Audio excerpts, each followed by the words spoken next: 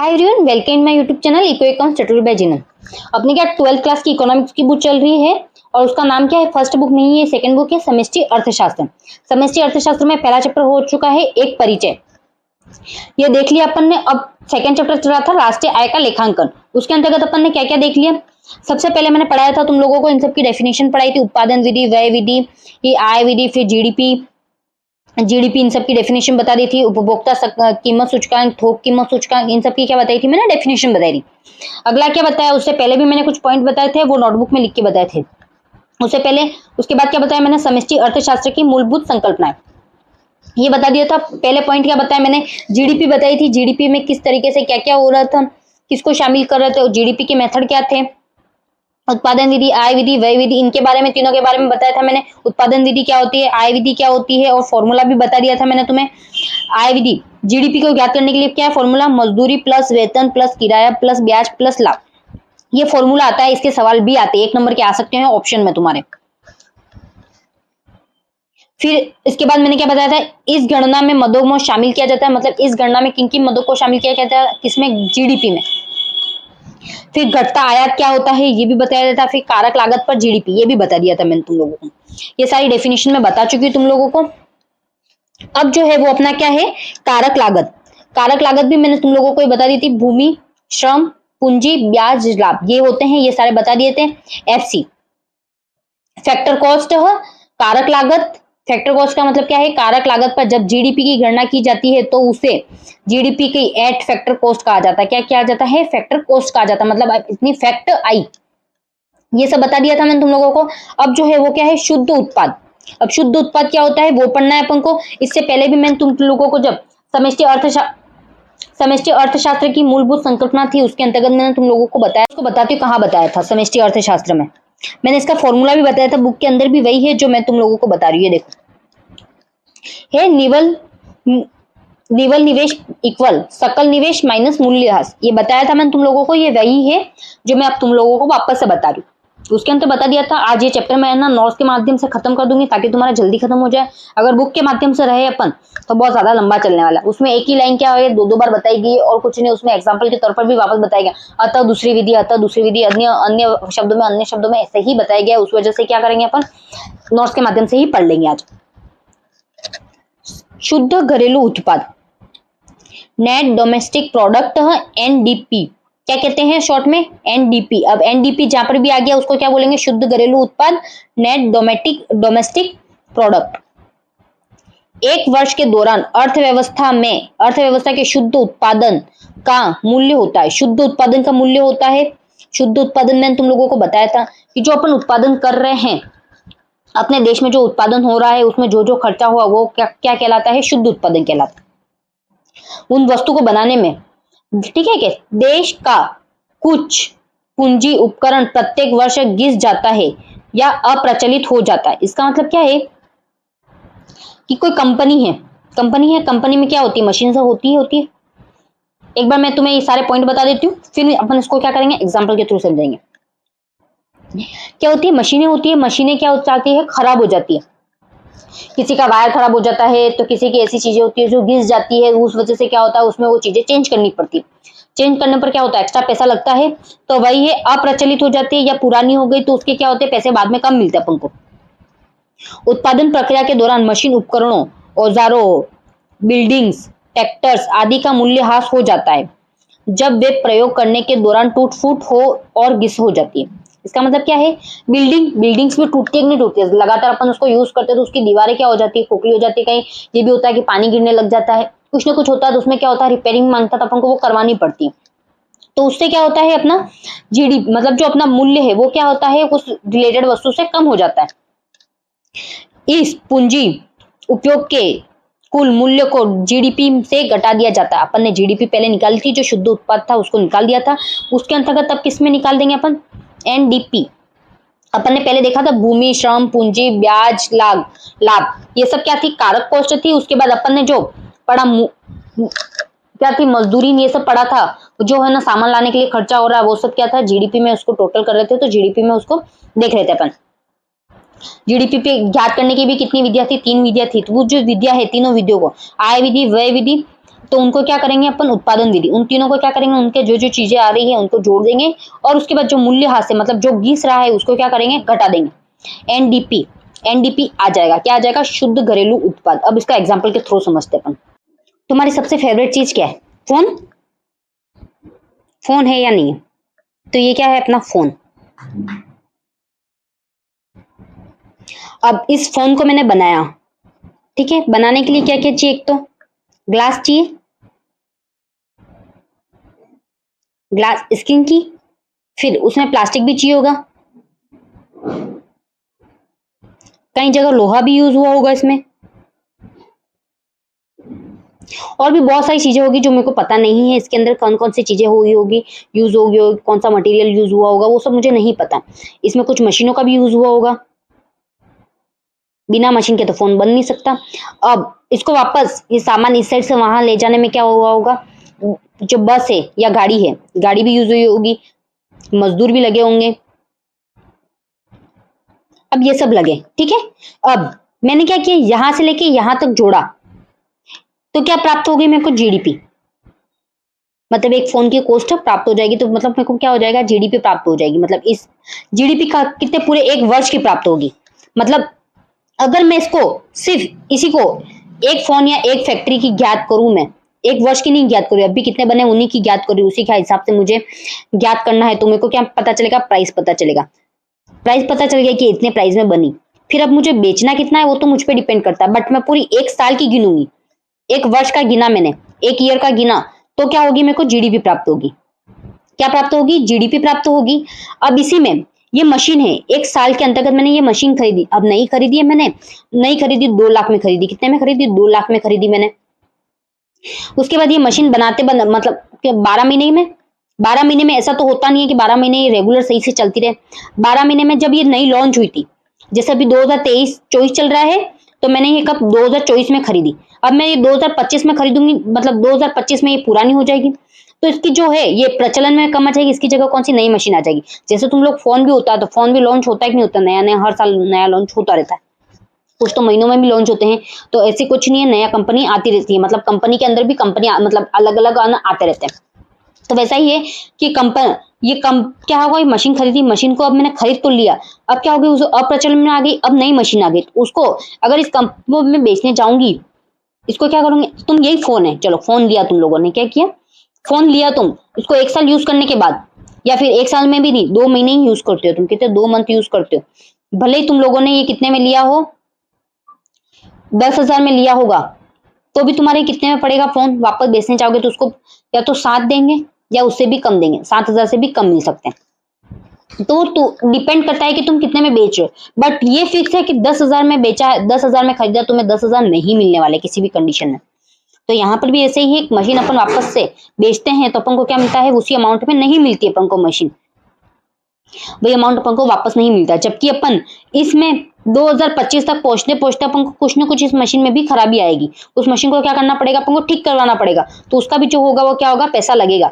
तो वो जो बोल रहा है क्या है, जीडीपी में अपन को क्या करना है, ये जो मूल्यह्रास हो रहा है, अगर मशीन अप्रचलन में हो गई तो उसको क्या करना है, उसको घटाना है, या फिर जैसे जीडीपी का मूल्य आया कितने, 80,000 आया, और ये मूल्यह्रास आ रहा है, मतलब जो सामान है जो अप्रचलन हो गई या कुछ भी नुकसान हो गया, तो वो कितना हो गया, 20,000। अब ये जो हुआ वो कितनी आई, 50,000 आई।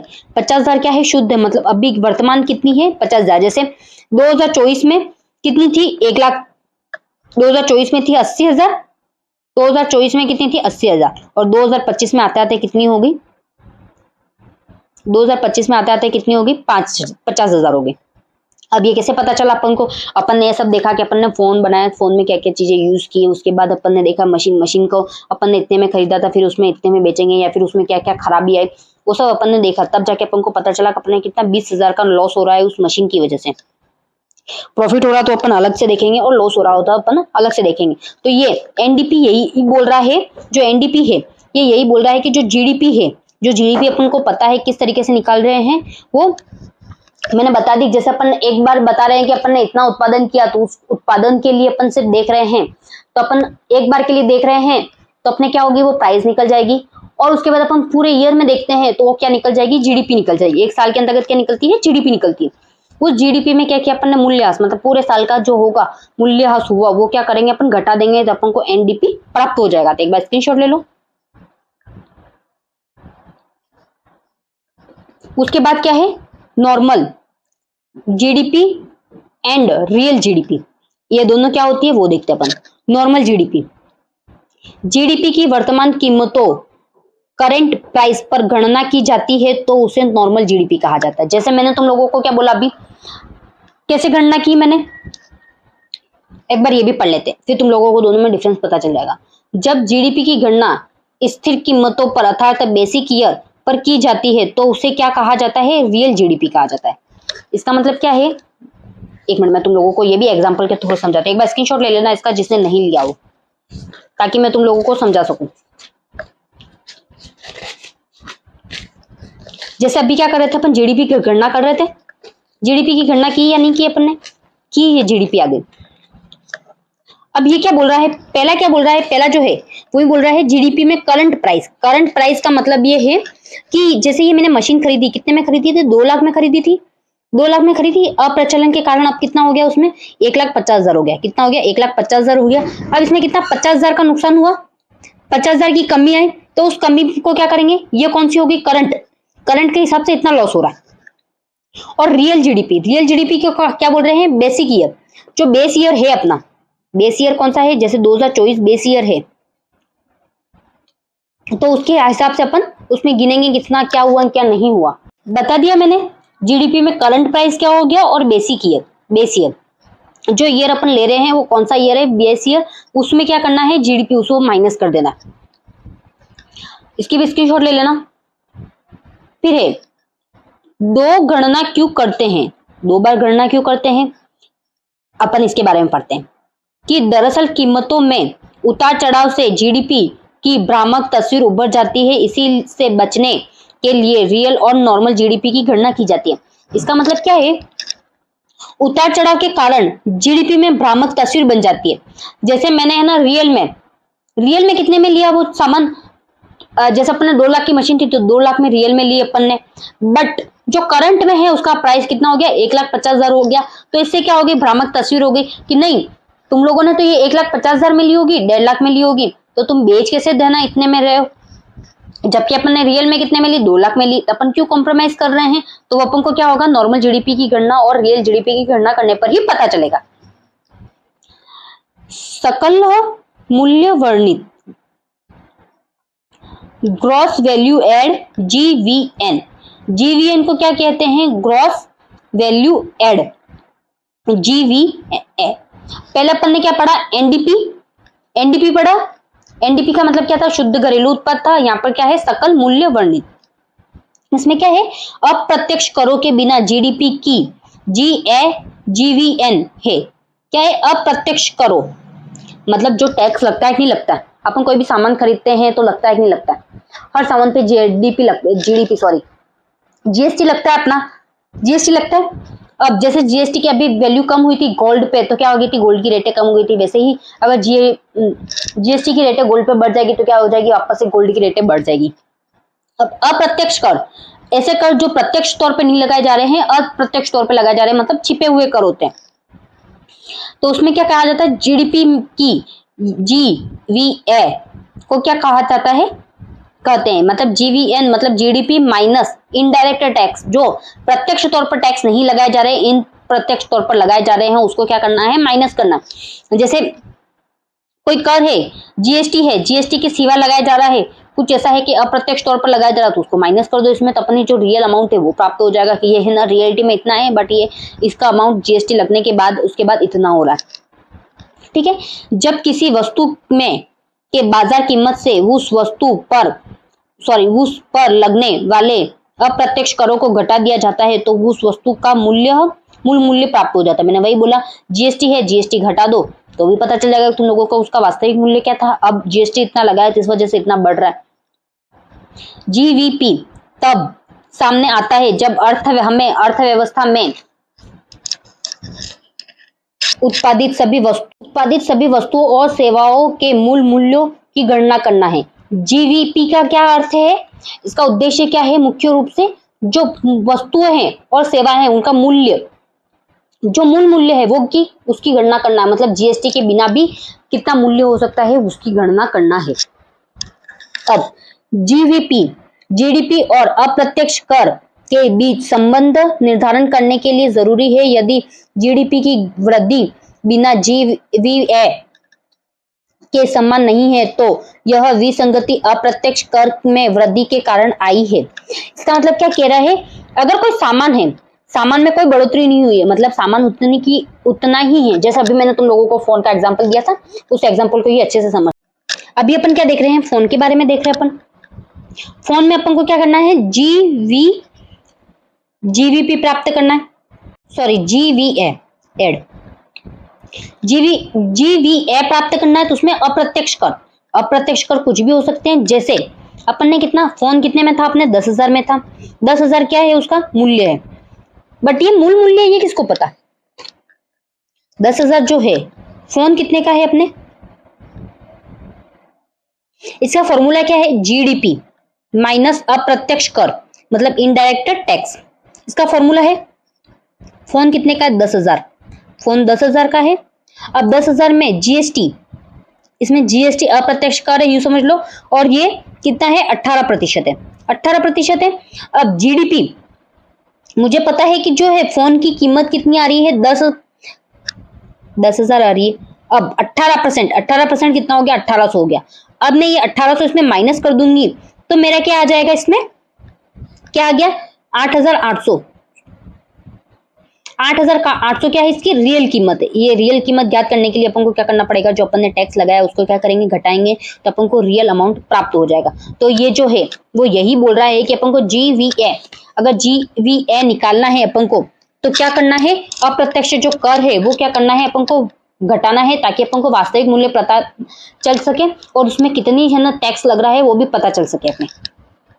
फिर है सकल राष्ट्रीय उत्पादन, gross national product, GNP. GNP है, जीएनपी के अंतर्गत क्या है फॉर्मूला, जीडीपी प्लस विदेशों से भारतीयों द्वारा प्राप्त आय माइनस देशों में विदेशों द्वारा प्राप्त आय। इसका मतलब क्या है, भारतीयों द्वारा प्राप्त आय विदेशों से, मतलब जो लोग यहाँ से मतलब भारत के हैं और भारत से क्या करने जा रहे हैं, बाहर काम करने जा रहे हैं, तो वो क्या करेंगे, जो अमाउंट आएगा वो कहाँ आएगा, इंडिया में आएगा, तो उनसे प्राप्त आय और विदेशों द्वारा प्राप्त आय देश में। इसका मतलब ये है कि जो देश के लोग, दूसरे देश के लोग हैं और जो भारत में आके काम कर रहे हैं या कंपनियां हैं उनकी, वो काम कर रहे हैं, तो वो जो प्रॉफिट होगा वो भी किसको प्राप्त होगा, अपने देश को ही प्राप्त होगा। तो उसको क्या करना है, माइनस करना। पहले तो जीडीपी, क्यों, ये जो अमाउंट है जो विदेशों में विदेशी लोग हैं वो क्या करेंगे, यहाँ से प्राप्त तो करेंगे, पैसा आय प्राप्त करेंगे, बट वो भेजेंगे कहाँ, यहाँ से बाहर। जिस तरीके से अपने लोग बाहर काम कर कर यहाँ पर पैसे भेज रहे हैं वैसे ही ये लोग भी करेंगे, तो उनको क्या करना है, माइनस करना अपन को। अर्थात जीएनपी एक केंद्रीय अवधारणा है जिसमें इस पर ध्यान रखा जाता है कि उत्पादन किसने किया है, किस पर ध्यान रखा जाता है, उत्पादन किसने किया है, मतलब अपने देश के लोगों ने किया है कि देश वालों ने बाहर से किया है, उन सबको क्या किया जाता है, ध्यान रखा जाता है। उसको क्या बोलते हैं, सकल राष्ट्रीय उत्पादन करते हैं, ग्रॉस नेशनल प्रोडक्ट। अब जीएनपी, जीएनपी किसकी गणना करनी है अपन को, ग्रॉस नेशनल प्रोडक्ट की गणना करनी है। गणना करने के लिए रखी जाने वाली, ध्यान रखने वाली बातें, जीएनपी की गणना करते वक्त केवल अंतिम वस्तुओं की बाजार कीमत को ही लिया जाता है, मतलब जितने में बेच रहे हैं अपन को वो वस्तु भी देखी जाती है, क्योंकि बहुत से पदार्थ उपभोक्ताओं तक पहुंचते पहुंचते कई चरणों से गुजरते हैं। यदि हर चरण पर उनकी गिनती कर ली जाए तो वे कई बार राष्ट्रीय उत्पादन में सम्मिलित हो जाएंगी, जिससे जीएनपी बहुत बड़ी हो जाएगी। अतः दोहरी गणना से बचने के लिए मध्यवर्ती वस्तुओं को नहीं लिया जाता है, केवल अंतिम वस्तुओं के लिए लिया जाता है। इसका अर्थ क्या है वो मैं तुम लोगों को एग्जांपल के थ्रू समझाती हूँ। अपन को क्या याद करना है, जीएनपी याद करना है।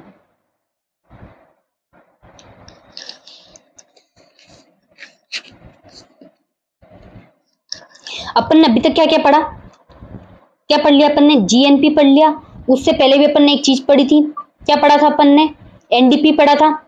इसमें पढ़ा था अपन ने एनडीपी,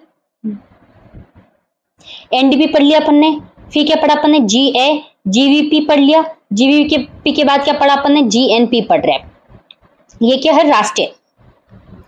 इसके अंतर्गत क्या करना है अपन को, मतलब जो जीडीपी है, पहले तो जीडीपी को प्लस करना है, प्लस जो विदेशी लोग है, विदेशी लोग कहाँ, भारत में काम, भारत से बाहर काम कर रहे हैं, भारत से बाहर,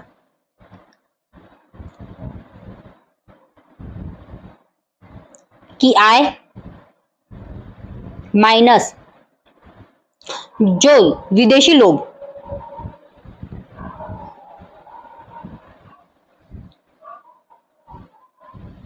भारत में काम नहीं, आय प्राप्त करते हैं, ठीक है, आय प्राप्त करते हैं, उसको माइनस करना था।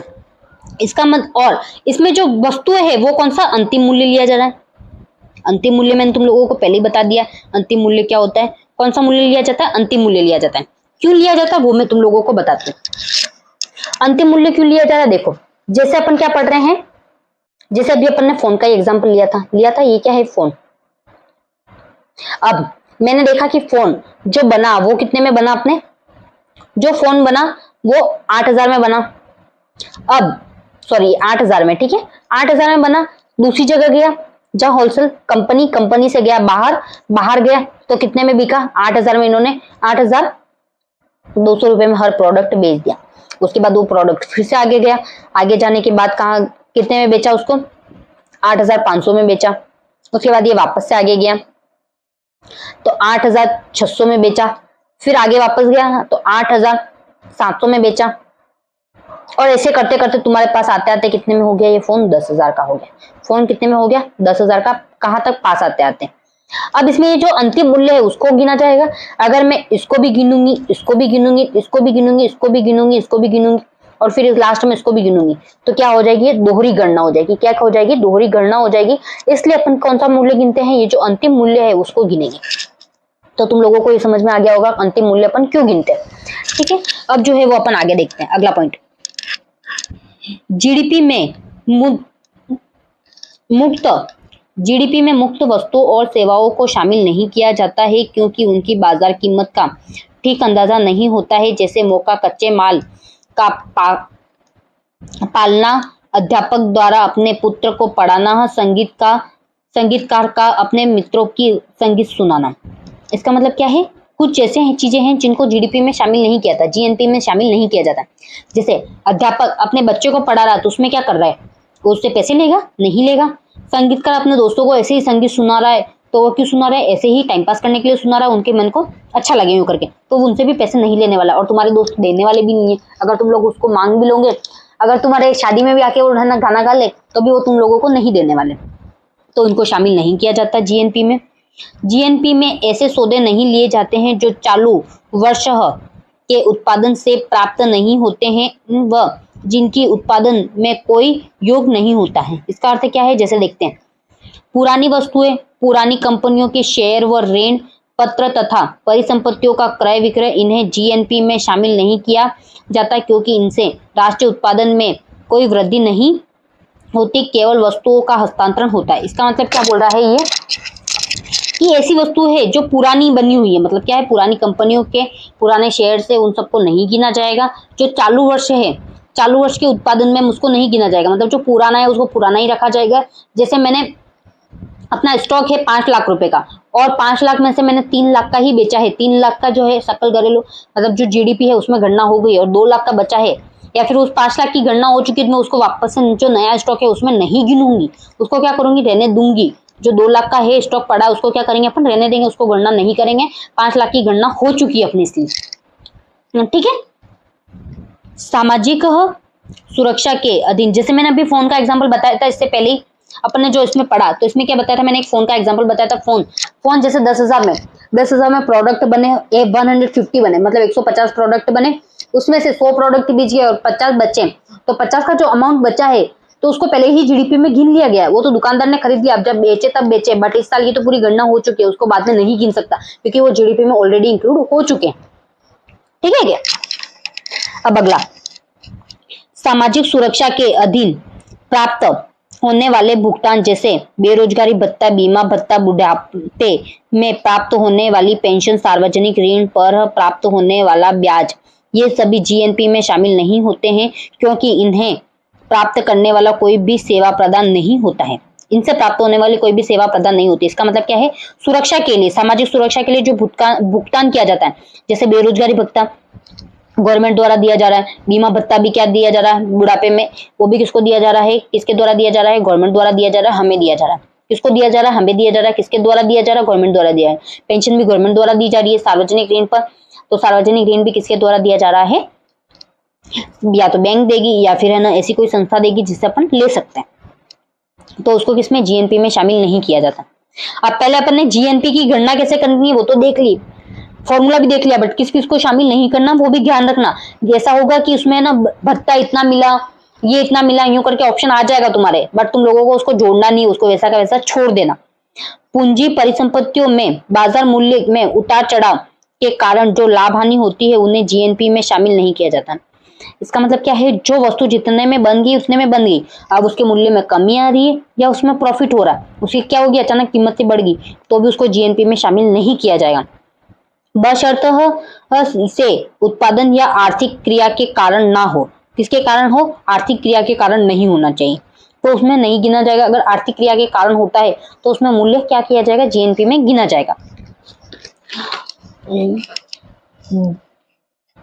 जैसे यदि किसी मकान या भूमि का मूल्य महंगाई के कारण बढ़ गया तो उसे बेचने से जो लाभ होता है उसे जीएनपी में नहीं जोड़ा जाएगा, परंतु यदि मकान का एक नया भाग चालू में बनाया गया हो तो मकान के मूल्य में जो वृद्धि होगी वह जीएनपी में जोड़ी जाएगी। इसका मतलब क्या है, जो मकान है अपन बेच रहे हैं, पहले बना हुआ उसको बेच रहे हैं, अब मूल्य में वृद्धि हो गई तो उसको नहीं कर कुछ भी नहीं किया जाएगा। बट चालू वर्ष में उस मकान में अपन ने कुछ इंक्रीमेंट किया है, जिससे अपन ने एक रूम बना हुआ था तो अपन ने एक रूम एक्स्ट्रा बना दिया, उसके बाद बेच रहे हैं तो उसको क्या कहा जाएगा, जीडीपी में, जीएनपी में जोड़ा जाएगा। लास्ट पॉइंट है, जीएनपी में अवैध क्रियाओं से प्राप्त आय को नहीं जोड़ा जाता। अवैध मतलब गैर कानूनी जो काम है उससे जो प्राप्त आय होती है उसको नहीं जोड़ा जाता। कालाबाजारी इसी वजह से होती है। कालाबाजारी और तस्करी से जो वस्तुएं खरीदी या बेची जाती है उसे क्या कहा जाता है, जीएनपी में नहीं जोड़ा जाता। तो ये स्क्रीनशॉट ले लो। अपन ने जीडीपी देख ली, जीएनपी देख ली, जीएनपी में क्या जोड़ा जाता है क्या नहीं जोड़ा जाता है ये सब अपन देख चुके हैं। सबसे पहले ये ध्यान रखना क्या जोड़ा जाता है, विदेशों में जो भारत के लोग काम कर रहे हैं उनकी आय जोड़ी जाएगी, यहाँ के लोग काम कर रहे हैं विदेशों से आके उसकी आय घटा दी जाएगी क्योंकि अपने भारत से बाहर पैसा जा रहा है। उसके बाद जो मूल्य लेंगे वो कौन सा लेंगे, अंतिम लेंगे। उसमें ये बताया यहाँ पर कुछ ऐसी सेवा कर रहे हैं अपन जो दोस्तों के लिए हो या खुद के लिए हो तो उसको जीएनपी में शामिल नहीं किया जाएगा, उसके पैसे भी मिल रहे हो तो भी। उसके बाद जो पुरानी वस्तुएं हैं, पुरानी वस्तु का प्रचलन में हो गया और उसमें कोई बड़ा या कमी आई तो उसको भी नहीं जोड़ा जाएगा। फिर सामाजिक जो गवर्नमेंट अपन को रोजगार भत्ता वो सब दे रही है उसको भी नहीं जोड़ा जाएगा। फिर उसमें आर्थिक उत्पादन में जब कोई भी है ना परिवर्तन नहीं किया जाए और पुरानी वस्तुओं में ही लाभ हानि हो जाए तो उसको भी नहीं जोड़ा जाएगा। जो पुरानी वस्तु है उनका मूल्य वही का वही रहने वाला है और जो गैर कानूनी तौर पर है उनको भी नहीं जोड़ा जाएगा। तो यहाँ तक हो चुका है। अब लास्ट पॉइंट बाकी अपने, शुद्ध राष्ट्रीय उत्पादन, net national product, NNP. NNP का मतलब क्या है, मूल्यह्रास उत्पादन की प्रक्रिया में कुछ संयंत्र गिर जाते हैं, कुछ मशीनें टूट जाती हैं या खराब हो जाती है। साथ ही प्रौद्योगिकी में परिवर्तन के कारण कुछ मशीनों का अप्रचलन हो जाता है। इनकी मरम्मत और बदलाव के लिए जो पैसा खर्च किया जाता है उसे मूल्यह्रास कहा जाता है। मैंने तुम लोगों को ये पहले ही बता दिया मूल्यह्रास किसे कहा जाता है। अब एनएनपी के लिए क्या किया जाता है, अपन को जीएनपी माइनस, जीएनपी का मतलब क्या है, ग्रॉस प्रॉफिट। जो राष्ट्रीय आय थी उसको क्या करना है, अपन को घटा कर, राष्ट्रीय उत्पादन जो था उसको घटा कर डिप्रिसिएशन घटाना है उसमें। अब बाजार कीमत पर शुद्ध राष्ट्रीय उत्पादन, net national product at market price. NNP net national product factor cost और उसमें क्या करना है, जीएनपी माइनस डिप्रिसिएशन करना है माधव लागत पर शुद्ध राष्ट्रीय उत्पादन।